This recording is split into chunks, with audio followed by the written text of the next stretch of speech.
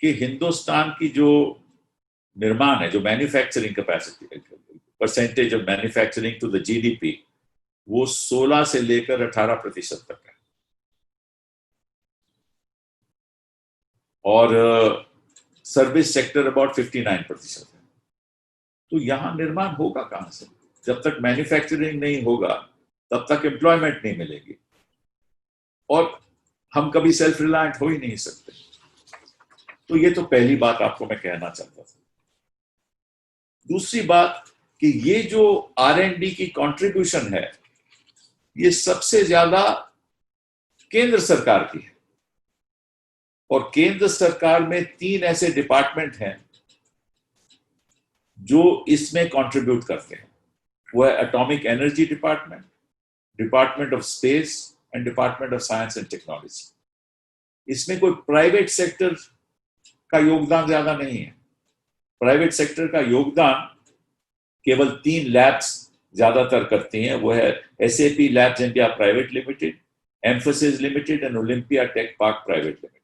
इनका योगदान है। लेकिन लगभग जो राज्य सरकारें हैं, जो पब्लिक एंटरप्राइजेस हैं, जो हायर एजुकेशन में जो केंद्र सरकार करती है, अपना कंट्रीब्यूशन करती है, मिल मिला के उसका मतलब के 80-90% तो उसी का है।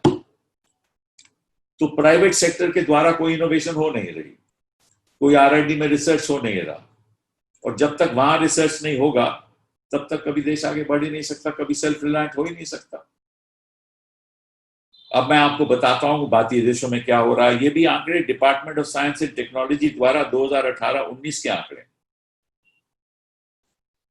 जो GDP का जो एक्सपेंडिचर है on R&D, research and development, उसमें सरकारों का क्या योगदान रहता है, बिजनेस का क्या योगदान रहता है, और हायर एजुकेशन का क्या योगदान रहता है।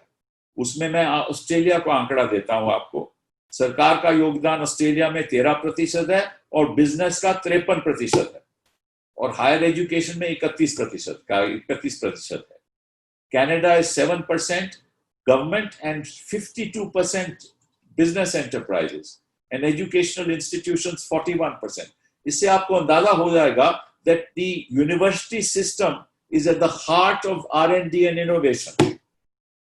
उस यूनिवर्सिटी सिस्टम में तो आप ABP के लोग भेज देते हो, उसी यूनिवर्सिटी सिस्टम में तो दंगे फसाद करवाते हो, उसी यूनिवर्सिटी सिस्टम, चाहे वो JNU हो, चाहे वो जामिया हो, चाहे वो दिल्ली यूनिवर्सिटी हो, चाहे वो हैदराबाद में यूनिवर्सिटी, वहां दंगे फसाद होते हैं, वहां आप अपने एजेंडे चलाते हो। आपको देश से क्या लेना देना है? अब तो पॉलिटिक्स से लेना देना है। अब बात करते हो सेल्फ रिलायंस की, और यूनिवर्सिटी सिस्टम को बर्बाद करते हो।